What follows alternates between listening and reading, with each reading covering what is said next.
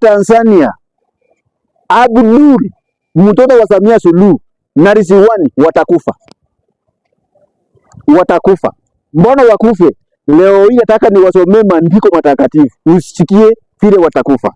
In fact, ukisoma kitabu cha Ayubu, ukisoma maandiko matakatifu, Ayubu ni kitabu kinatambulika na Qur'an na Biblia pia. Ayubu 27 mlango wa 14. Sikia vile nasema. Ayubu 27 mlango wa 14 inasema, mwenye dhambi watoto wake hata kama wataongezeka wanawili, mwishowe hawaendi mahali, watauawa kwa upanga. Wenye dhambi, wenye wanateka watu,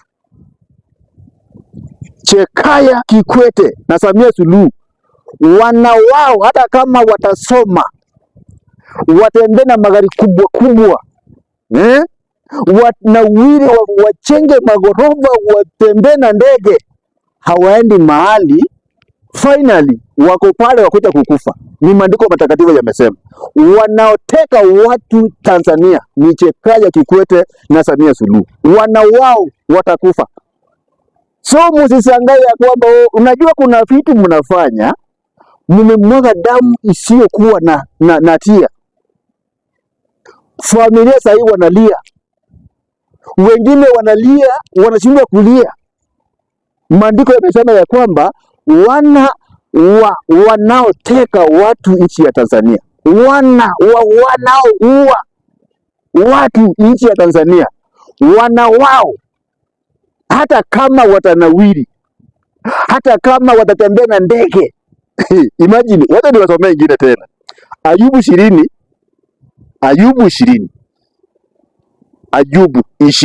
ndio usikie vile nasema. Unajua mnafikiria ni uongo. Ayubu 20 ndio hiyo. Ayubu 20 uanzie 4. Sikia vile nasema. Na inaongea tu juu ya Mama Samia Suluhu Kikwete. Inasema, haujui neno hili tangu zamani za kale, tangu mwanadamu kuwekwa juu ya nchi, ya kuwa shangwe ya waofu, yani waofu wanaua, wanaoteka shangwe, wanaweza kuwa na shangwe. Sikia vile nasema, ya kuwa shangwe ya waofu ni ya muda kidogo. Inamaanisha wanaoteka wanaweza kuwa na shangwe ya kwamba wamefunga kanisa, yani wanakuwa na shangwe. Wameua, wamekamata Tundu Lissu, yani wana shangwe yao, wanaweza furahia, wanaweza cheka, lakini ni ya muda. So mnaua watu Tanzania na kuwateka na kufunga makanisa, shangwe mko nayo ni ya muda. Ni maandiko matakatifu na uzuri ni kitabu cha Ayubu. Hebu sikia naendelea kusema. Hiyo ni 20:4. Inasema ya kuwa shangwe yao ya waofu ni ya muda kidogo, na furaha ya wapotofu ni ya dakika moja tu.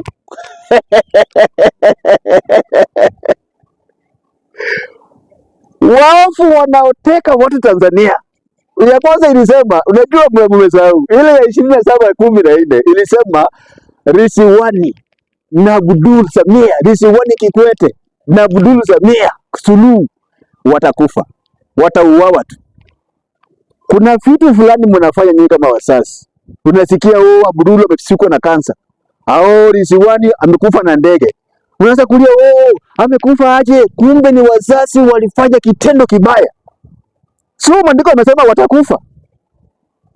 Na wamesema hapa ya kwamba furaha ya wanaoteka watu Tanzania, hao ni nani? Ni Kikwete na Samia Suluhu.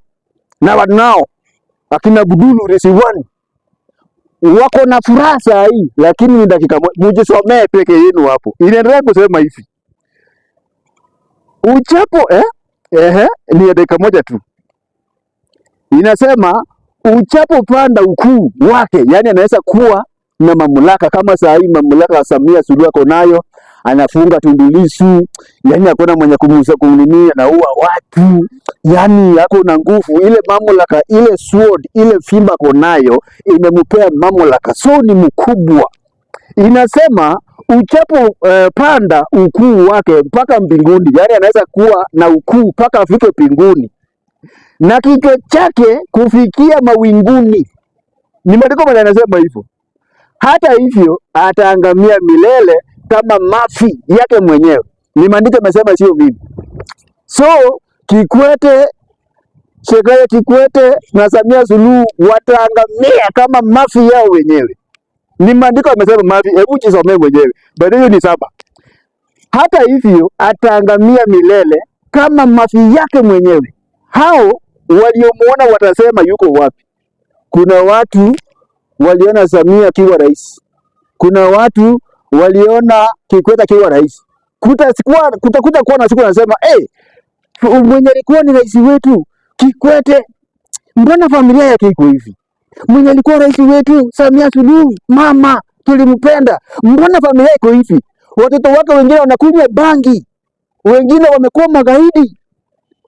Mali mtakusanya mali, watauza nyumba, wauze mashamba, wauze viwanda kwa sababu ya ujinga wenu.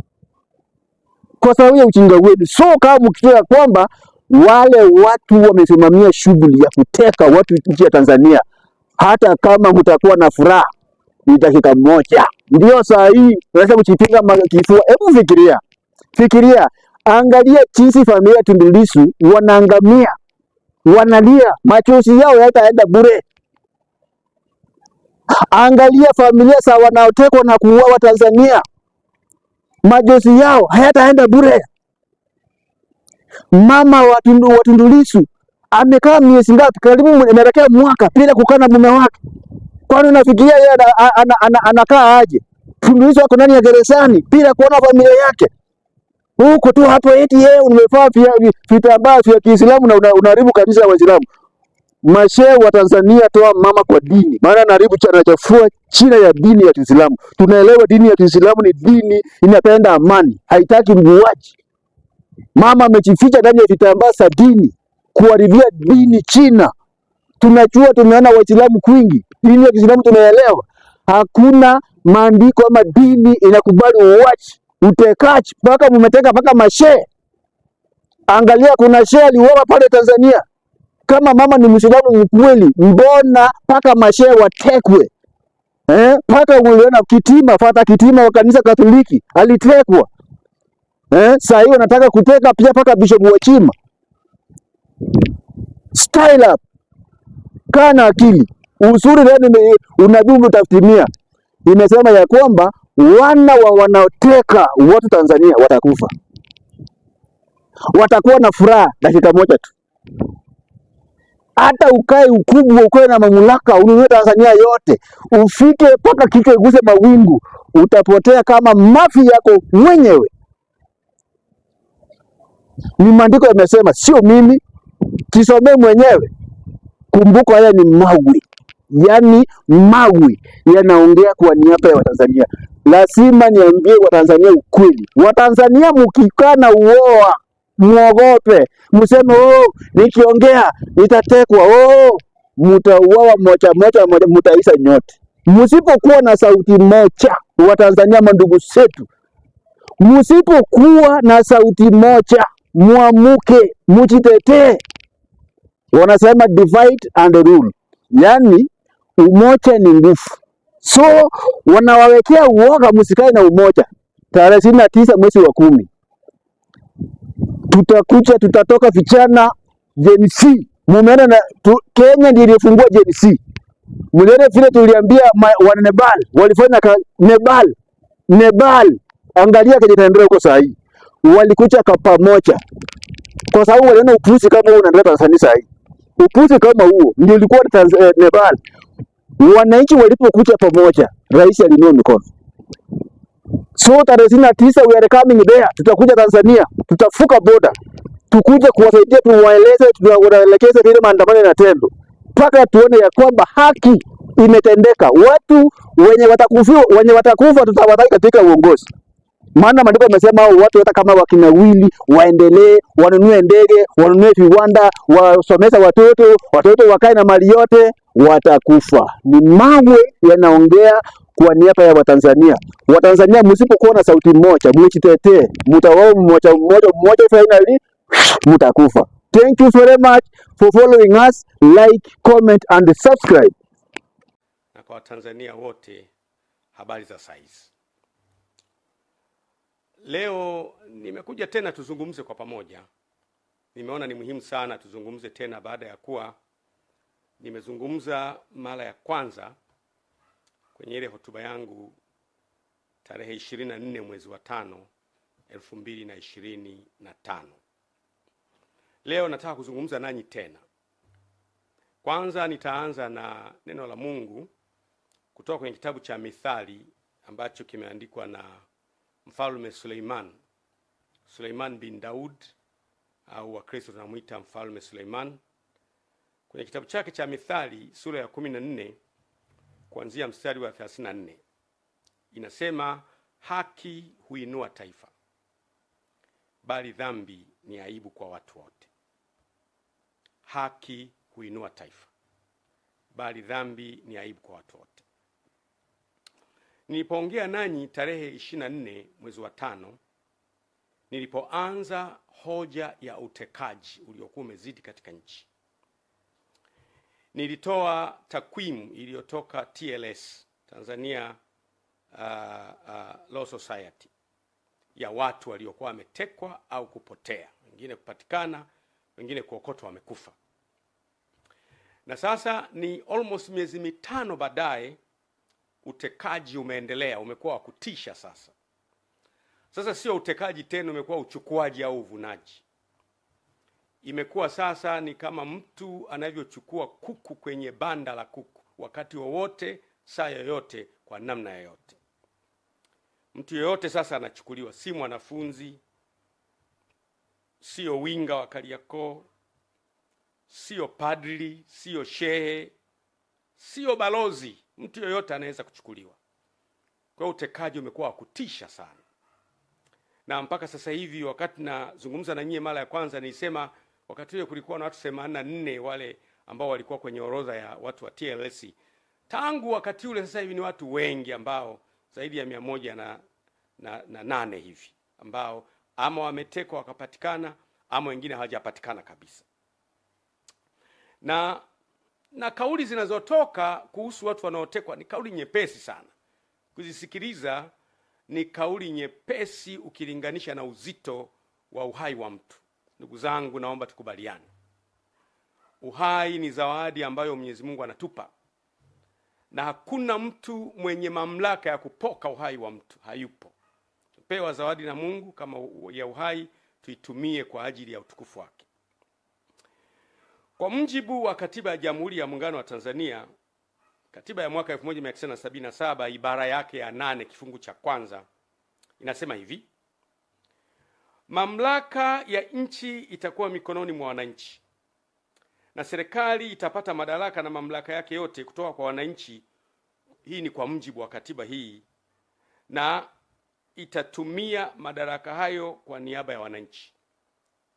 Lakini ibara ya 8(1)(a) inasema mamlaka na madaraka ya serikali ya Jamhuri ya Muungano yatatokana na wananchi, na serikali itapata madaraka yake kutoka kwa wananchi kwa mujibu wa katiba.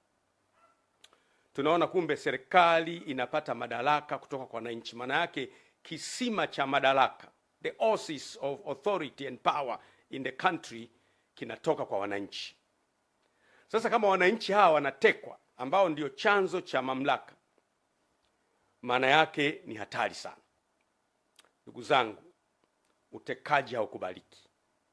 Baada ya miezi 5 kuwa nimezungumza kuhusu sikubaliani na utekaji, narudia tena mara nyingine kwa nguvu kubwa kabisa, sikubaliani na utekaji. Kesho kutwa, wiki ijayo, sikubaliani na utekaji na kutoweka kwa watu bila utaratibu. Ndugu zangu, wananchi ndio wenye nchi. Narudia tena, wananchi ndio wenye nchi. Na ndiyo maana hata neno lenyewe wananchi ni wana wa nchi, ndiyo wenye nchi. Usipowasikiliza wananchi, utafika wakati utapoteza nafasi ya kuwasikiliza.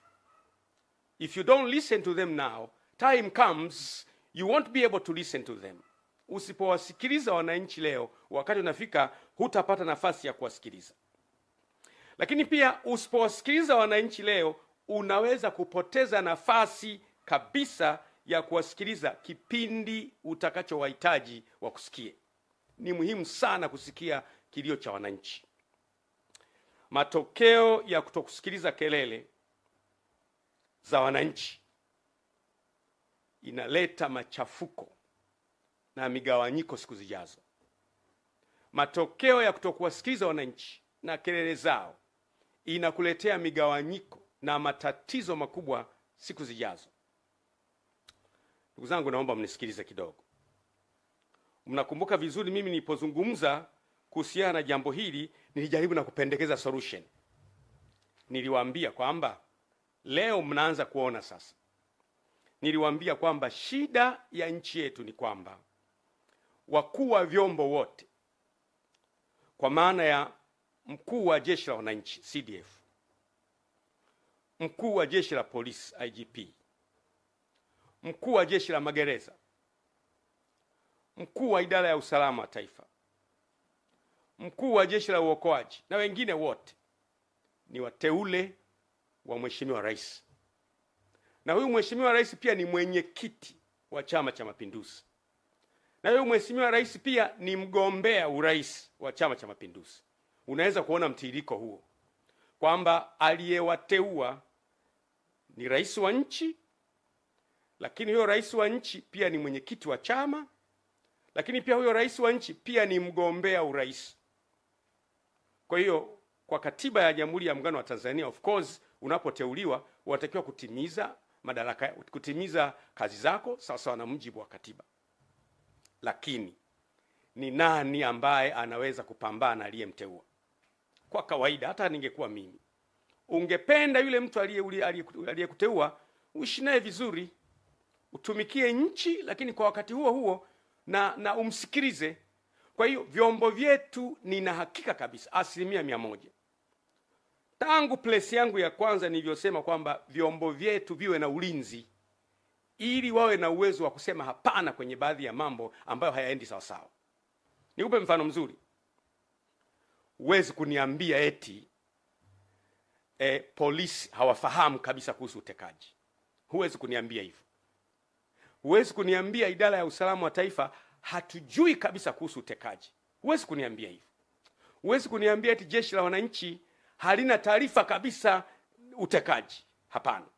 Wala jeshi la magereza, wala uhamiaji, wala jeshi la uokoaji. Lazima kuwe na taarifa. Kama mkikubali kwamba majeshi haya, vyombo vyetu havina taarifa, basi Tanzania si salama pa kuishi. Lakini mimi nafahamu competence. Kwa sehemu kidogo nafahamu competence ya viongozi wetu. Nafahamu. Unajua, kuna mambo mengine unaweza ukayasema tu, ni rahisi yakiwa kwa mtu mwingine. Akitekwa baba yako au mama yako au dada yako au mdogo wako, utafeel pinch. Ni hatari sana. Mimi siamini eti wakuu wetu wa vyombo hawajui kabisa watu wanakwenda wapi. Lakini nilipendekeza mimi nikasema kwamba ni muhimu sana vyombo hivi vipewe semi autonomy. Semi autonomy maana yake ni kwamba kuwe na kujitegemea fulani. Kwa sababu sasa hivi narudia tena yale yale. Mimi nilizungumza tatizo and I suggested solution. Nilizungumza tatizo na nikapendekeza ufumbuzi. Lakini mwanzoni mlikuwa mnaona kana kwamba huyu anaongea tu. Niliongea mapema sana miezi 5 iliyopita, tarehe 24 mwezi wa 5 2025. Nikapendekeza nikasema hivi: ili kukomesha huu utekaji ambao umeendelea kuwepo katika taifa letu, ni vizuri wakuu wa vyombo wote wawe na semi autonomy. Semi autonomy maana yake kwamba wawe na kujitegemea fulani. Nikasema kuwe na mamlaka ambayo Mheshimiwa Rais anaweza kumteua kwa mfano DGIS, mkuu wa idara ya usalama wa taifa, anamteua Mheshimiwa Rais kama ilivyo kawaida, amteue mkuu wa jeshi la wananchi CDF. Mheshimiwa Rais anaweza kumteua mkuu wa jeshi la polisi kama ilivyo, na mkuu wa jeshi la magereza, na mkuu wa jeshi la uhamiaji, na mkuu wa jeshi la uokoaji.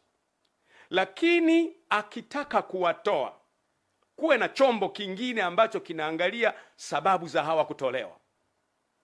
Kuwe na instrument, kuwe na chombo kingine. Mimi nikapendekeza chombo kile kinaweza kuwa ni kamati ya ulinzi na usalama ya Bunge, ambayo sababu zipelekwe kwa nini anataka kutolewa. Kwa mfano, sasa hivi natoa mfano tu, ni mfano, mimi napenda kutumia mfano. Kwa mfano, kama IGP anauona utekaji na hakubaliani, au DGIS wetu wa sasa hivi anauona utekaji na hakubaliani, au mkuu wa jeshi la wananchi anauona utekaji sasa hivi lakini hakubaliani, au mkuu wa jeshi la magereza au uhamiaji au jeshi la uokoaji anauona utekaji lakini hakubaliani, atakwendaje kwa bosi wake aliyemteua, ambaye bosi wake ni mgombea na bosi wake angependa ashinde? Atakwendaje kumwambia bosi, hili jambo mimi sikubaliani nao? Ikitokea, sijasema ndivyo hivyo, ikitokea kile chombo cha utekaji ni chombo cha mmoja wapo kati ya wagombea, ikitokea, sisemi imetokea, lakini ikitokea, if it happens, kwamba chombo cha utekaji ni chombo kimoja wapo cha kikundi cha mgombea mmoja wapo, ikitokea hivyo, nisisemi ni hivyo, lakini ikitokea hivyo, anawezaje mkuu wa jeshi la polisi kumapproach bosi wake kumwambia, bosi, kale ka kikundi kako bwana kanachukua watu? Anawezaje mkuu wa jeshi, mkuu wa idara ya usalama wa taifa kumwambia, bwana bosi, kale ka kikundi kako anafukuzwa kazi? Hiyo ni kweli. Usifikiri kwamba kuficha kichwa kwenye mchanga ni kuepuka madhara yanayokuja. Don't think hiding your head on the sand is a means to avoid disaster. Madhara yanapokuja ni kuyafesi na kukabiliana nayo na kutafuta ufumbuzi. Ndio maana niona mimi nitazungumza na kuzungumza tena bila woga. Hapo katikati nilinyamaza kimya nikiwa na tafakari, pengine mambo haya yatakoma, lakini bado yanaendelea. Kwa hiyo si kweli kwamba eti wakuu wa vyombo wanakuwa hawajui kabisa. Wanajua, lakini watafanyaje? Akikaa akafumba macho akalala, ndani ya moyo wake akitafakari, anaona huu utekaji unaharibu nchi, ila atafanyaje? Lakini tungefanikiwa kuwa na semi autonomy, hawa wakuu wa vyombo kuanzia CDF kwa mfano, natoa mfano CDF pamoja na walio chini yake, chief of staff na wengine walio chini yake, tukasema hawa bwana wanatulindia nchi yetu. Kwa hiyo huyu kiongozi wa nchi atakayekuepo, mamlaka ya nchi, unajua watu wengine they are very narrow minded. Ukizungumza mamlaka ya rais, wanahisi unamwongelea rais aliyepo madarakani. Rais ni rais, rais atakayekuja wote ni rais. Kwa hiyo mamlaka ya rais iwe na uwezo wa kuteua, lakini kumwondoa CDF, kumwondoa chief of staff na walio chini yake hapo pote isiwe rahisi, ili huyu CDF anapoona jambo lenye kuharibu nchi na kuumiza nchi inaendelea, awe na ujasiri wa kusema, bosi, kwa unyenyekevu, bosi, hili jambo hapana. Na anaposema hivyo asipate madhara ya kufukuzwa kazini na kuharibikiwa yeye na familia yake. Vile vile mkuu wa jeshi la polisi, mkuu wa jeshi la polisi, IGP na walio chini yake wote hao watatu wanne wenye mamlaka ambao wameteuliwa na rais, wawe na uwezo na wenyewe wakiona jambo la kiutekaji au la kuharibu nchi au lolote ambalo linatishia amani ya nchi, na wenyewe wawe na uwezo wa kusema, bosi, samahani, hili jambo si jema, litaharibu nchi. Wamshauri kwa unyenyekevu, na bado hawamvunjie heshima, na bado walinde nchi yetu iwe salama. Iwe hivyo hivyo kwa idara ya usalama, iwe hivyo hivyo kwa uhamiaji, iwe hivyo hivyo kwa magereza. Wawe na uwezo wa kusema hapana kwenye yale mambo ambayo wanaona yanatishia uhai wa nchi yetu, na wasiwe na madhara kwa siku zijazo. Huo ndio ulikuwa ushauri wangu. Niwaambie ndugu zangu, si kweli kwamba eti mpaka leo vyombo havijui balozi mstaafu mwenezi wa Chama cha Mapinduzi Taifa mstaafu, mjumbe wa kamati kuu ya Chama cha Mapinduzi mstaafu, mjumbe wa halmashauri kuu ya CCM mstaafu, Balozi Polepole, eti vyombo vyote havijui iko wapi. Si kweli, si kweli, si kweli. Kama Polepole ametowekea akiwa Tanzania, I am 100%, nina hakika kabisa kwamba vyombo lazima viwe vinafahamu iko wapi, na kama havifahamu basi Tanzania sio sehemu salama kuishi. Lakini mimi kwa kiwango kidogo najua competence ya vyombo vyetu na wakuu wa vyombo. Najua, narudia tena, mimi najua competence ya wakuu wetu wa vyombo. Najua kabisa. CDF amekuwa kwenye kazi muda mrefu, ni mtu competent, anaiweza kazi. IGP Wambura ni mtu competent kabisa, namfahamu Wambura tangu akiwa Kinondoni pale, namfahamu Wambura tangu akiwa kanda maalum. Wambura amefanya kazi kule Mtwara kipindi kile cha mambo magumu. Wambura ni mtu competent. Mimi I'm 100%. Huwezi kunidanganya kwamba eti Wambura hajui kabisa. Wambura atakuwa anajua. Lakini Wambura anamwendeaje bosi wake? Kusema kwamba bosi hili swala haliendi vizuri, atapoteza kazi.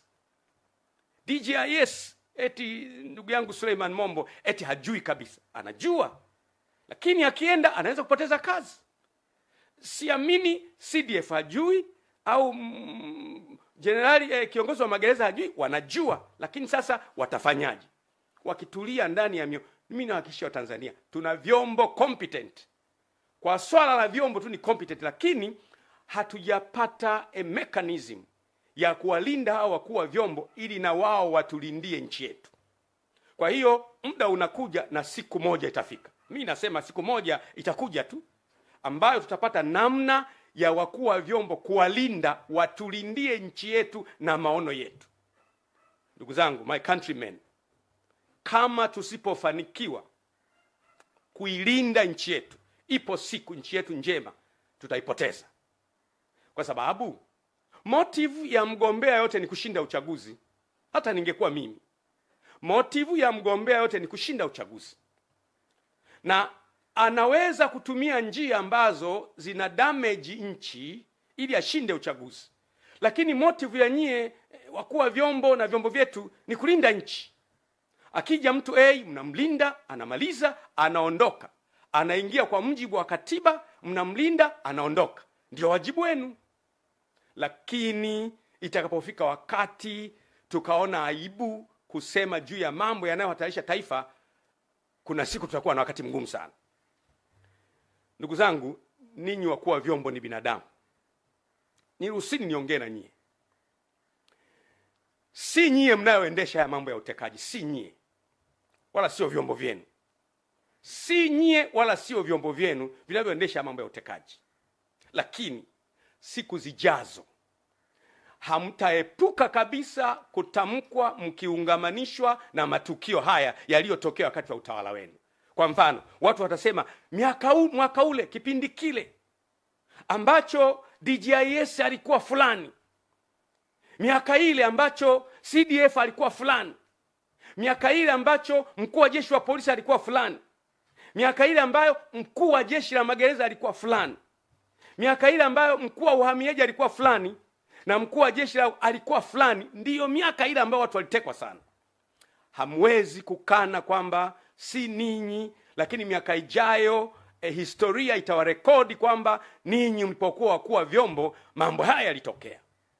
Mimi naongea na nyinyi moja kwa moja kama mtumishi wa Mungu.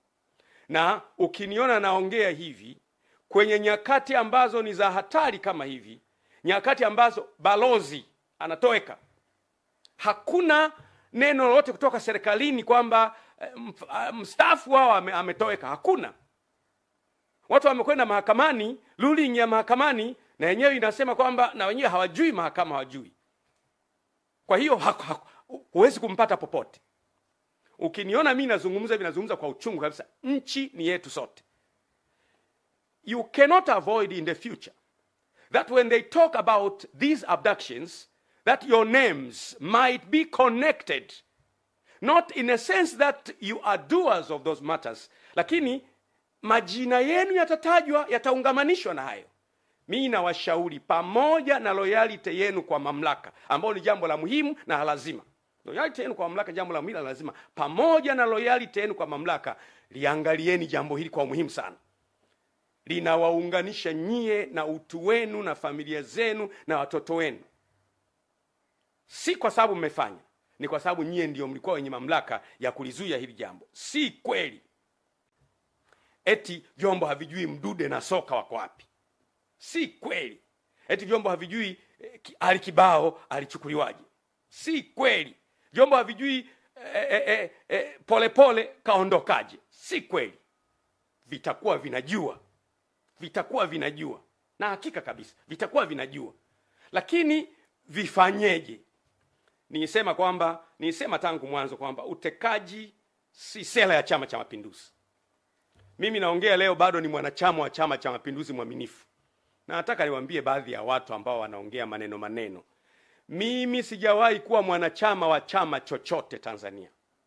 Kama ukipata kadi ya Josephat Mathias Gwajima kwa chama chochote, sijawahi kuwa mwanachama wa chama chochote zaidi ya Chama cha Mapinduzi.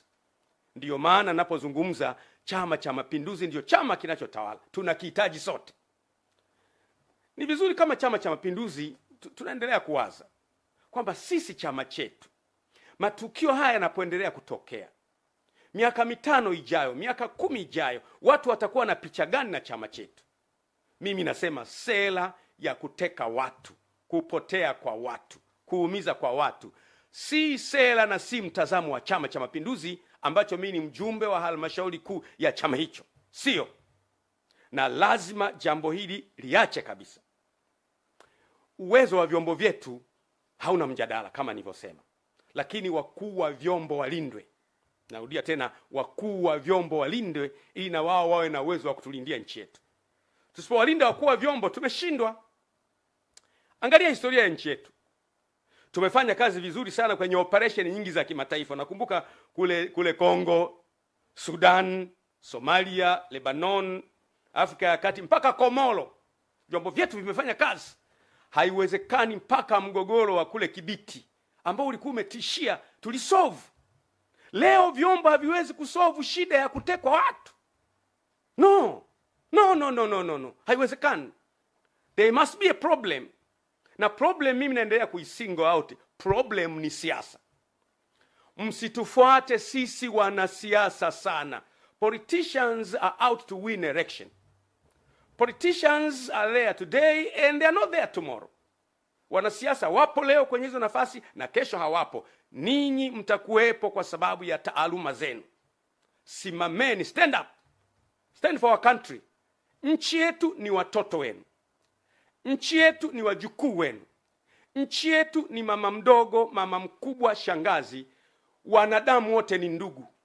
Narudia tena, wanadamu wote ni ndugu. We are all from the same family. Pengine kwa sababu ya muda mwingi umepita tunasahau, lakini asili yetu wote ni kutoka kwa Adam na Eva. Sisi wanadamu wote ni ndugu. Akitekwa mama itakuuma sana. Akitekwa dada itakuuma sana. Akitekwa mwanao itakuuma sana. Leo haikuumi kwa sababu unahisi hao si ndugu zako. Sisi sote ni ndugu. Na watekaji wamefika mahali ambapo wana ujasiri. Nikamsikiza mkurugenzi wa Jamii Forum Mero anasikika anasema kwamba yeye alipigiwa simu. Akaambiwa na mtu, bwana, tutakuteka, tutakuua na Watanzania watakulilia kwa siku 3 afu baadaye watasahau. Yaani mtekaji ana ujasiri wa kukupigia simu na kukwambia, bwana, tutakuchukua, alafu Watanzania watalia siku 3 watakusahau. Anakupigia simu. Ndugu zangu, we must wake up. Huu utekaji tunauresist kwa nguvu zote. Mimi binafsi nauresist leo, kesho, wiki ijayo. No, it can't happen in our country. Jambo hili lazima likataliwe. Hatukuliona kule nyuma. Hii ni dharau iliyopindukia kwa mtekaji kukupigia simu na kukutisha. Leo watu wengi wamekimbia nchi. Mwana mapinduzi ya askofu wetu hayupo. Wamekimbia. Sikiza nikwambie. Kina Mwakipesile wamekimbia. Wengi wamekimbia, wako nje. Wengine siwezi kuwataja kwa sababu ya hadhi zao. Maaskofu wa madhehebu makubwa kabisa wamekimbia nchi kwa sababu tu ya kusema sema. Sikiliza niwaambie, at least mimi ni kiongozi wa taasisi. Unapokuwa kiongozi, watu wote hawawezi kukubaliana wewe. Hata kwenye taasisi zetu za kimungu kabisa, ni kanisani au ni msikitini, si watu wote watakubaliana na wewe, na pamoja na kwamba ni waumini wako, wakukusema sema wapo. Wengine watakusema kwa sababu za uongo, zitakuuma. Kama kiongozi lazima uwe na courage ya kumeza hayo maneno. Ukiwaua wote utamtawala nani? Ukiwateka wote utamtawala nani? Itakuwaje baada ya hapo? Unaweza kuwateka ukashinda uchaguzi. Baada ya kushinda uchaguzi, kila uliyemteka ana mdogo wake, ana mjomba wake, ana shangazi yake, ana kaka yake, ana ndugu yake. Baadaye nchi itakuwa kwenye uchungu ambayo itakuwa ni ngumu sana kuiganga. Amkeni. Nasema tena, this is a last wake up call. Hii ni kengele ya mwisho ya kuamsha kwamba amkeni, tutapoteza nchi. Kataa utekaji, disappearance of persons. Kwa mimi siamini kabisa kama kwa vyombo havifahamu, lakini vyombo tangu mwanzo nimesema sio vyombo, lakini kuna kakitu fulani ambako huwezi kugusa. Kwa sababu kuna watu wengine wanapotekwa wanakuja wanaelezea. Kwa mfano, kuna huyo bwana aliyetekwa, yule Satifa nafikiri, ambaye alipelekwa anasema mpaka Katavi, pigwa risasi, akaachwa kule mahali. Aliporudi anaelezea kabisa, nilichukuliwa Dar es Salaam nikapelekwa hapa, anaelezea. Kwa hiyo haiwezekani kwamba watekaji hawa hawafahamiki kabisa. No, wanafahamika. Lakini kwa nini hakuna desperate means za kuwapata? Why? Mtu anaweza kunijibu kwa unafiki. Akanijibu asema, wewe Gwajima bwana, hawa watekaji unasema wanafahamika, basi tuambie ni kina nani? Ndugu yangu, Mo alitekwa pale Korosham wakati ule.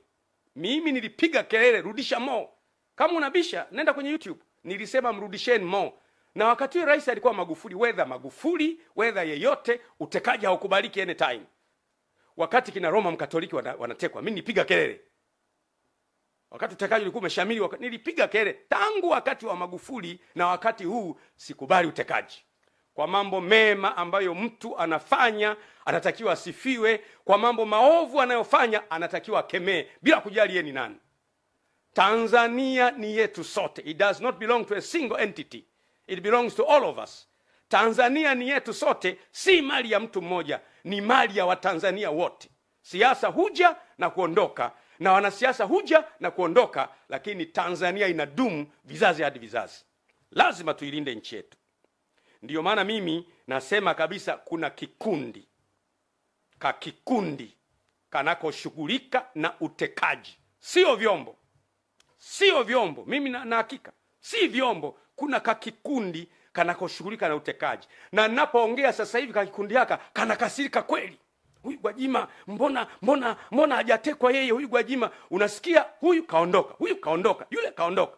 Watu wanakwisha nchi na tuko kimya. Msiba ukiwa kwa jirani yako, utakuwa na ujasiri wa kwenda kuandika kwenye daftari na changia. Siku utakapopatwa na msiba, huwezi fungua macho yako. Wake up. What is happening on your neighbor, it will soon happen in your house. Kinachotokea kwa jirani yako kitatokea kwako. Ni muhimu sana. Kwa hiyo mimi nasema kabisa, narudia tena, nielewe emphasis yangu. Mimi I speak a problem and I suggest a solution. Ili shida hii ishe, lazima vyombo viwe na kujitegemea fulani. Utafika wakati watu watakuwa very bitter, wanakuwa na uchungu, kunakuwa na mkusanyiko wa watu mbalimbali ambao wana uchungu kwa sababu ya A, B, C, D. Mkusanyiko wa watu pamoja ni ngumu sana kuwatibu. Kumbuka, kila kinachoanza huwa kina mwisho wake. Anything that begins has an end. Kuna siku utekaji utakoma, na utakoma soon. Mimi na hakika kabisa. Mungu aliyeumba wanadamu hawezi kuruhusu mwanadamu unakuja unachukuliwa kwenye nyumba tu kama jogoo, unachukuliwa kwenye nyumba kama kondoo, unapigwa, alafu asubuhi watu wanao michirizi ya damu hiyo, Balozi Polepole kaondoka. Alafu unafuatilia wapi? Mahakama haijui, polisi hawajui, kila mtu hajui amekwenda wapi, nobody knows. Jamani, haiwezi kuwa nchi.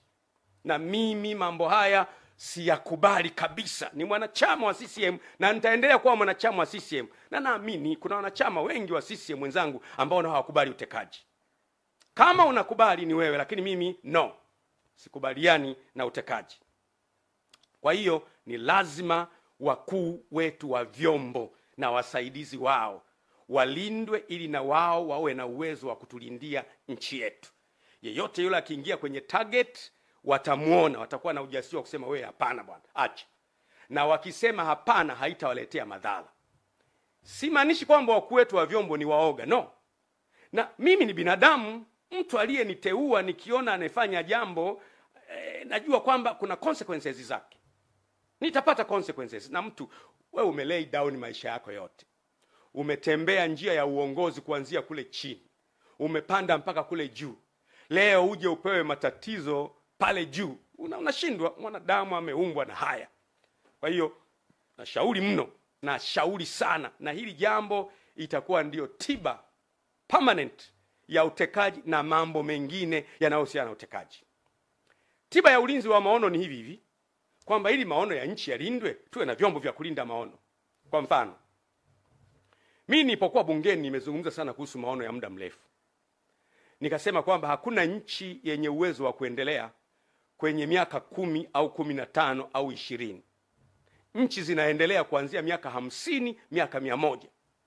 Na nchi zile ili ziendelee, lazima kila rais anayeingia madarakani aendelezee pale mwenzake alipoishia. Continuation. Rais A anaingia, anaendelea, halafu rais mwingine anaingia, kunakuwa na muendelezo, kwa sababu maono ya taifa ya kwepo. Nikupe mfano mzuri. Kwa mfano, Rais Nyerere anaishia hapa. Anaingia Mheshimiwa Mwinyi, anaendeleza alipoishia Mwalimu. Anaingia Mheshimiwa Mkapa, anaendelea pale. Anaingia Mheshimiwa Jakaya, anaendelea pale. Anaingia Magufuli, anaendelea pale. Anaingia Mama Samia, anaendelea pale. Hizi continuation zinatupa maendeleo. Lakini lazima kuwe na maono ya taifa yaliyoandikwa. Nimesukuma bungeni mpaka kweli Mungu amesaidia tumeandika maono. Lakini shida, tutayalindaje haya maono? Yatalindwaje? Yatalindwaje haya maono? Ndiyo, tumeandika kwenye makaratasi hapo. Vitu vingapi tumeviandika na havifanyii kazi? Ataingia kiongozi, hafanyi yale maono. Tajenga madaraja, tutapiga makofi. Tapiga makofi. Lakini hafanyi yale maono. Ni nani wa kwenda kumwambia mheshimiwa samahani, yale maono yetu ya wananchi huyafanyi? Hayupo. Waziri atamwambia, atafukuzwa kazi. Waziri mkuu atamwambia, waziri mkuu ni mteule wa rais. Makamu wa rais atamwambia, hawezi kumwambia. Sasa hivi vyombo sasa vya kwetu hivi vinavyokuwa na kujitegemea fulani, vinakuwa pia walinzi wa maono. Wana uwezo kwa unyenyekevu kumwendea mheshimiwa rais, mheshimiwa, tumekuja kwako. Sisi wakuu wa vyombo, maono ya wananchi ni haya. Maono ya wananchi ni kwamba wanataka grid ya taifa ya maji. Maono ya wananchi ni kwamba wanataka kila wilaya iwe na hospitali. Maono ya wananchi ni kwamba wanataka kila barabara iwe ya lami. Maono ya wananchi wanasema kila mtoto mwenye uwezo wa kusoma chuo kikuu asome chuo kikuu. Maono ya wananchi ni kwamba asipatikane mtu wa kukaa kwenye nyumba ya majani. Maono ya wananchi ni kwamba kuwe na innovation centers, centers za uvumbuzi, wale watoto wenye vipaji maalum wawekwe pale. Unaanza kuondoka mheshimiwa. Hao watakuwa ndio walinzi wa maono. Vinginevyo, bila ya hivyo, tutaandika maono kwenye vitabu ambayo hatuwezi kuyalinda. Lakini nataka kuambia, asubuhi inakuja. Narudia tena, tutazame kule mbele, asubuhi inakuja. Haya mambo ya utekaji na kuumiza watu kuna siku yatakwisha. Na naamini kabisa yatakwisha. Ndugu zangu, ufisadi na uharibifu wa mali za taifa. Taifa letu lina safari ya kujenga uchumi na kuinua maisha ya watu. Objective au lengo kubwa la kila taifa ni ustawi wa watu wake. Inafahamika. Lengo kubwa la kila serikali ni ustawi wa watu wake. Ufisadi msingi wake mkubwa ni choyo, ulafi, ubinafsi, kukosa kuwaona wengine wana thamani kuliko wewe. Na ndio maana unakuta mtu amejilimbikizia vitu. Kumekuwa na malalamiko kila mahali ya wizi wa mali, ambao mimi huwa naepuka sana kumtaja individual, kwa sababu nikilazimia kumtaja individual huwa namtaja in details. Ndio maana nasema ili mpate ujumbe. If I am obliged to speak an individual, I have to detail the individual. Na mimi singependa sana. Lakini wizi umezidi. Tunaona kwenye mitandao tuhuma zimejaa wizi, si madini, si hiki. Tuhuma zimejaa. Na hili jambo linatakiwa kufanyiwa kazi. Ni hatari sana kwa ustawi wa taifa letu. Tumekuwa tukimsikia Polepole, Mheshimiwa Polepole akisema wazi taarifa mbalimbali za ufisadi mkubwa kwenye madini, kwenye maeneo mbalimbali ambayo mimi sitaki kuyasema. Sitaki kuyasema kwa sababu mimi nimekuwa kwenye kamati ya bunge ya biashara, viwanda na uwekezaji wakati ule. Nafahamu vitu vingi. Nafahamu sana kuhusu Liganga na Mchuchuma. Wale wabunge wenzangu tuliokuwa kwenye kamati moja wanajua nikiwa naongea. Nilishaya kusimamia kuhusu Liganga na Mchuchuma. Nikasimama na kuwaelezea kwenye kamati. Nikatoa na document. Nikaonyesha document jinsi ambavyo tumepoteza pesa nyingi. Yaliyonipata Mwenyezi Mungu peke yake anajua. Usiku ule watu walivamia nyumba yangu, wakavunja gari, wanatafuta document kule Dodoma. Kwa hiyo usifikiri kwamba kuna wakati mimi nakaa kimya kwa sababu ya staha. Kuna wakati hauzungumzi vitu ukaleta migawanyiko kwenye nchi. Nasema tena, sometimes we don't talk things because they won't heal the problem. Huongei vitu kwa sababu unahisi ukiongea badala ya kutibu utaleta tatizo, kwa hiyo unaamua kuacha kuongea. Lakini ufisadi, wizi, kujilimbikizia mali kumezidi. Mimi ipo siku ambayo ikilazimika ninaweza kukutajia akaunti za watu walizo camouflage fedha na kwenye majina ya watu na kampuni tofauti. Naweza kutajia. Lakini nawaza itajenga nini? Inaleta bitterness na ugomvi na uchungu kwa watu. Lakini vyombo ndio vingekuwa na uwezo wa kutulindia hayo. Kumbuka kilio changu mimi ni vyombo. Nani amfunge paka kengere? Ni nani? Nani huyu atakayesema kwamba huyu hapo? Hamna. Mwizi hawezi kumkemea mwizi mwenzake. Shetani akimkemea shetani, basi ufalme umeanguka. Siwezi kuongelea mambo ya gesi, makaa ya mawe, mambo ya madini, yameongelewa sana. Lakini nisikilizeni niwape neno hili. Ukijenga nyumba nzuri, ukaweka uzio mrefu, ukaweka na fensi ya umeme, alafu ukaweka na mbwa wakali sana, German Shepherd, mbwa makubwa, alafu ndani unakula vizuri, una magari mazuri, unaendesha vizuri, alafu majirani zako wana njaa na wao wanajua kwamba yule jirani mwenye fensi ya umeme na mbwa wakali na walinzi wakali anakula ndani, hauko salama. Ipo siku hao majirani watapigwa shoti ya umeme 50, lakini 200 wataingia ndani. Hivyo ndivyo inaogopesha viongozi wanapojilindukia mali wao wenyewe wakawasahau wananchi. Ipo siku wananchi wataruka fence, wataumwa na mbwa 50, wataumwa na mbwa 50, watapigwa shoti ya umeme 100, lakini 300 watakukamata. Hatutaki kujenga uchungu kwa wananchi wetu kwa mambo yanayoweza kuzuilika. Na mimi imekuwa huu ndio msimamo wangu na imani yangu. Lazima kila mtu afahamu ya kwamba kipaumbele cha taifa linalojitambua, ambalo viongozi wake wanajua wanachofanya, ni watu wao. Narudia tena. Lazima kipaumbele cha kiongozi yeyote iwe ni watu wake. Nikupe mfano. Kwa mfano, unajenga barabara kwa ajili ya nini? Watu wapite, watu waendeshe magari. Unajenga hospitali kwa ajili ya nini? Watu watibiwe, watu wapate kazi. Unaleta maji kwa ajili ya nini? Watu wanywe. Unaweka umeme kwa ajili ya nini? Ili watu waone. Unaweka mwendo kasi kwa ajili ya nini? Watu watumie. Shule kwa ajili ya nini? Watu wasome. Kwa hiyo ni watu. Kwa hiyo msingi wa maisha ni watu. Narudia tena, maendeleo yoyote ambayo hayamuoni mtu kama priority si maendeleo. Because all that we do on the earth is for human. If you only remove human, all what you're doing is useless. Chochote unachofanya duniani ukiwa hai ni kwa ajili ya watu. Ukimwondoa mwanadamu tu havina maana. Magorofa yote haya, nyumba hizi zote zenye air condition, kama wanadamu wote hawapo, baada ya muda ni mapango ya mbweha. Kwa hiyo mwanadamu ndiye anatakiwa kupewa kipaumbele, kuheshimiwa, kusemeshwa vizuri, kusikilizwa. Lakini leo sisi tunawateka hawa wanadamu sasa. Unasema nataka kujengea jumba afu namteka huyo. Na kuletea maji afu namteka huyo. Na kujengea barabara afu anatekwa huyo. Lazima kiongozi yoyote anayejua anachofanya, focus yake iwe ni watu. Watu asubuhi, watu jioni, watu usiku, watu mchana. Watu ni wa muhimu kuliko vitu. Na viongozi wazuri wanatoa kipaumbele kwa watu. Ndugu zangu, ukiona giza limekuwa zito sana, ujue asubuhi inakaribia. Giza limekuwa zito sana. Watu wanaishi kwa hofu.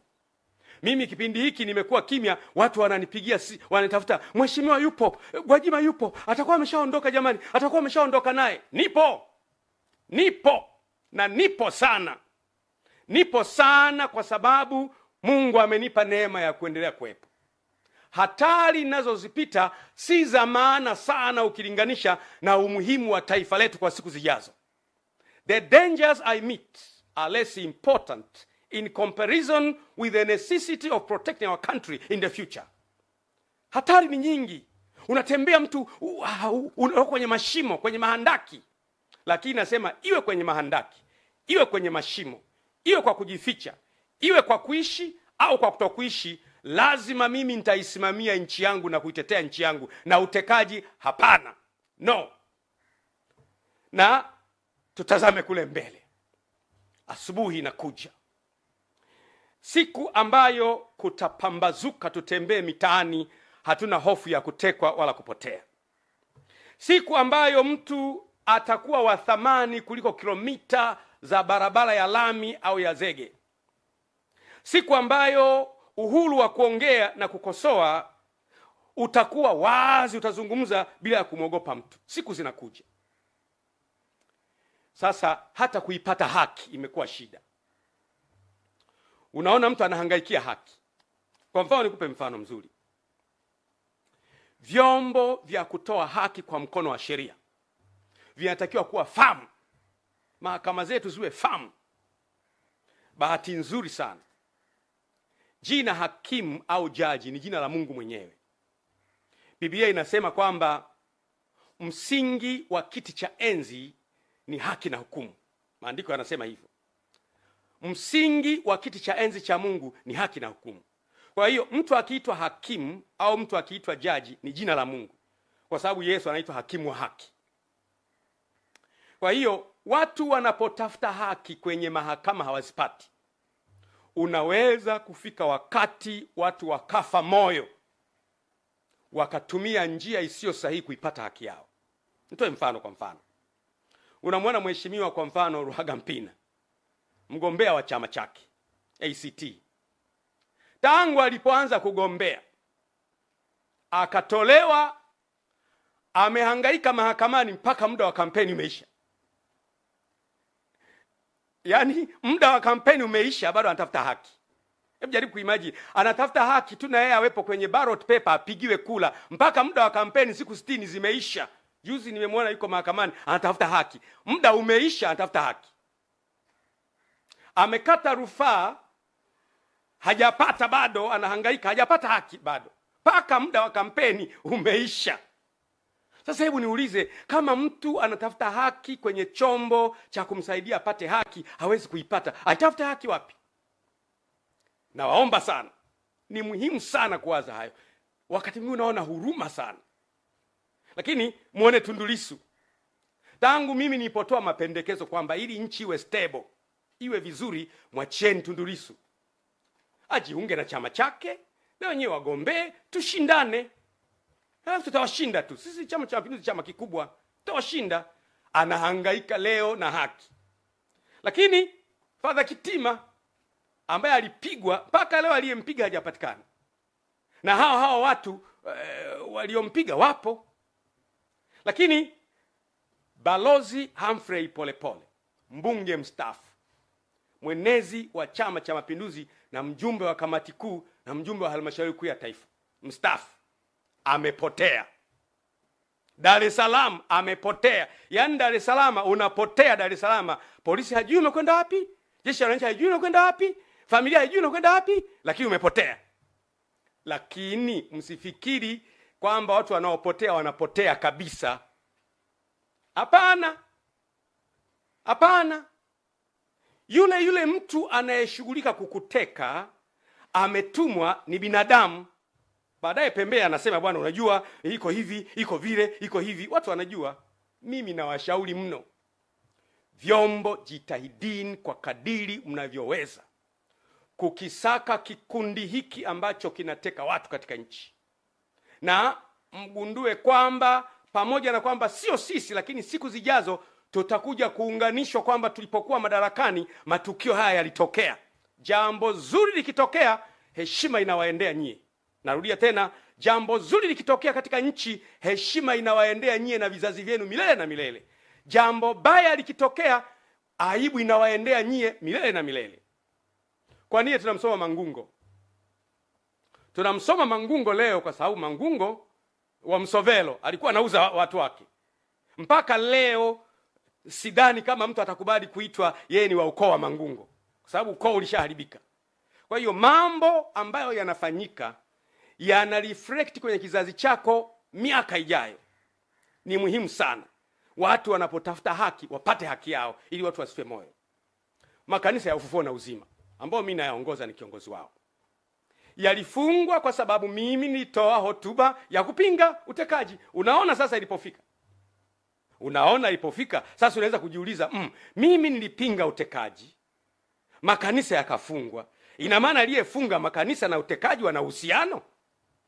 Mimi ni swali lile, sijasema wana uhusiano, ni swali. Kwa sababu mimi nilikemea utekaji. Nikasema utekaji haufai.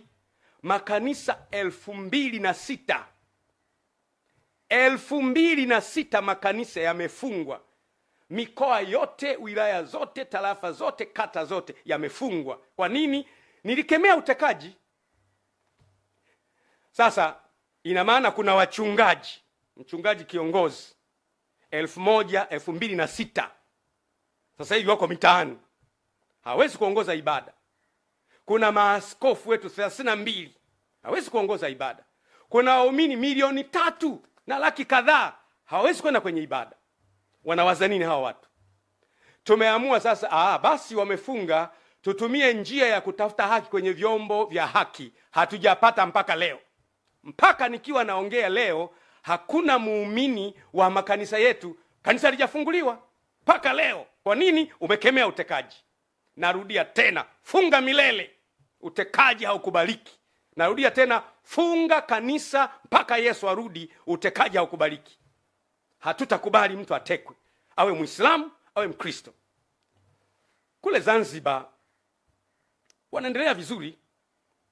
Zanzibar kule si wamefanyaje? Wenyewe wako kwenye uchaguzi, wanaendelea vizuri. Wapinzani wanaendelea na wengine wanaendelea. Huku kumekuwa na shida. Kwa hiyo mimi kabisa nasema waziwazi kwamba makanisa hayajafunguliwa mpaka leo. Tuko kwenye vyombo vya haki kwa muda wa miezi 5, haki haijapatikana bado. Waumini wako wanazagaa 3 wako mtaani, wananiuliza tufanyeje? Unategemea nini? Mahala ambapo mtu anaonewa, anatumia chombo cha haki kuipata haki, hawezi kuipata kwa wakati, unategemea huyu mtu atafanya nini? Kwa hiyo ninaomba sana vyombo vya haki viweze kufikiri na kuona namna ya kutoa haki ili watu wasife moyo. Ni muhimu sana sana sana. Watekaji wanaweza kufikiri wako salama. Mimi ni muumini wa Biblia. Kwenye kitabu cha Ufunuo sura ya 13 mstari wa 10 inasema hivi: mtu akichukua mateka atachukuliwa mateka, na mtu akiua kwa upanga atauawa kwa upanga. Mambo ambayo mnayafanya kwa watu gizani, mambo yale yale miaka ijayo Mungu ataruhusu wafanyiwe watoto wenu mchana kweupe. Mwanzo sura ya 9 mstari wa 6 inasema, yeye atakayemwaga damu ya mwanadamu damu yake huyo naye itamwagwa na mwanadamu, maana kwa sura yangu nilimuumba mwanadamu. Nchi inapoanza kumwaga damu za watu wasio na hatia, wewe Waislamu, wewe Wakristo, wewe hawana dini, nchi inaingia kwenye laana. Kwa hiyo ni muhimu sana kujaribu kuepuka jambo hili. Wale Wakristo wa Biblia mtafahamu vizuri. Bwana Yesu alipokamatwa, kama unavyojua Bwana Yesu alikuwa na wanafunzi 12. Alipokamatwa, mwanafunzi wake mmoja anaitwa Petro akachukua upanga akamfyeka mkamataji. Lengo lake lilikuwa zuri, wanamkamata bwana wangu ni wafyeke na wao. Bwana Yesu akamwambia Petro, ulichokifanya ni kizuri, unanitetea mimi na kuniondoa kwenye tatizo kwa kutumia upanga, lakini mimi nakupenda. Ile Mathayo 26 mstari wa 52, Yesu akamwambia, rudisha upanga wako mahali pake, maana wowote waushikao upanga wataangamia kwa huo. Maana yake anayeua kwa panga naye atakatwa panga. Na habari kwa nyie watekaji, acheni, na wale mliowateka waachieni, mwachieni polepole, release polepole, mwachieni polepole. Kama hayupo mtuambie, waachieni wengine ambao mmewateka, waachieni. Mtaifanya nchi iwe mahala pabaya. Niwape mfano wa mwisho afu namalizia. Ukiona kwa mfano jumla ya watu wote waliotekwa na ndugu zao na rafiki zao na majirani zao na sympathizers wao wanaona huruma, jumla ya watu wote wanaomwonea huruma Tundu Lissu kama yeye, kwa sababu wapo wana CCM kama sisi tunamwonea huruma, kwa sababu mtu anapokuwa na brain ni asset kwa taifa. Kuna baadhi ya vitu ambavyo tunaacha vyama, tunatumia ubongo wa mtu kwa ajili ya kujenga taifa. Kwa hiyo kuna watu wanamhurumia Tundu Lissu, wengi wapo na wenyewe. Kuna watu wanamhurumia Ruhagampina, jamani Ruhagampina amezuiwa, wapo na wenyewe wengi. Kuna watu wanamhurumia Heche, mwenyekiti ambaye anakwenda kwenye msiba wa kumzika Raila Odinga, amezuiwa pale, leo yuko kwenye matatizo, hatujui yuko wapi. Unaona mambo yanavyokwenda. Kuna watu wanahurumia makanisa ya Ufufuo na Uzima, amefungwa jamani. Mkusanyiko wa watu hawa wote, kuna mawinga wanalalamika, kuna mkusanyiko hawa wote wanapotima kwa pamoja, nchi inakuwa haiko salama. Tunatakiwa tujifunze kuepuka kuignite moto mahala ambapo tunaweza kuzima moto. Niwatie moyo ndugu zangu wananchi, Mungu hachelewi. Mungu hachelewi kuitimiza ahadi yake. Utekaji umezidi, maisha ya watu yanaharibika, na Mungu atajibu. Maneno yangu haya ni ya thamani sana, hasa kwa muda ambao nayazungumza. Kwa muda huu hakuna mtu anaweza kuzungumza na yuko nchini. Mimi niko nchini, niko hapa kwenye nchi, wengine wote wamekimbia. Kwa nini? Na ninapozungumza wanaanza, jamani Gwajima atakuwepo. Sikiliza niwaambie, Bwana asipoilinda nyumba, wao walindao wakesha bure. Na Bwana asipoujenga mji, wao wanaojenga wafanye kazi bure. Ulinzi una Mungu. Mungu akitaka uishi utaendelea kuwepo, na Mungu akitaka kuondoka utaendelea kuwepo. Kuna siku tutaondoka, mtekaji ataondoka, mimi nitaondoka, mwenye madaraka ataondoka, watoto wetu watabaki vizazi baada ya vizazi. Lazima tuilinde nchi yetu. Mimi nimedhamiria kusimama na wananchi. Mimi ni mwanachama wa Chama cha Mapinduzi aliyechagua kusimama pamoja na